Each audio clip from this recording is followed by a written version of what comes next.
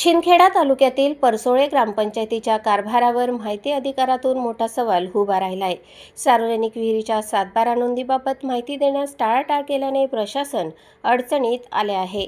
शिंदखेडा पंचायत समितीच्या सुनावणीत ग्रामपंचायत प्रशासनाला चांगलाच दणका बसला। अर्जदाराला 8 दिवसात विनामूल्य माहिती देण्याचे स्पष्ट आदेश देण्यात आले होते, मात्र आदेशाला आज 1 महिना उलटून गेला तरी माहिती देण्यात आलेली नाही। यामुळे जनमाहिती अधिकाऱ्यांच्या कार्यपद्धतीवर प्रश्नचिन्ह निर्माण झाले आहे। माहिती अधिकार कार्यकर्ते सुनील पाटील यांनी हा मुद्दा सातत्याने लावून धरला आहे। गट क्रमांक 1, 2 आणि खाते क्रमांक 19-4 मधील विहिरीची नोंद हा वादाचा केंद्रबिंदू ठरलाय। सुनावणी दरम्यान अधिकाऱ्यांच्या दिरंगाईवर अपिली अधिकाऱ्यांनी ताशेरे ओढले।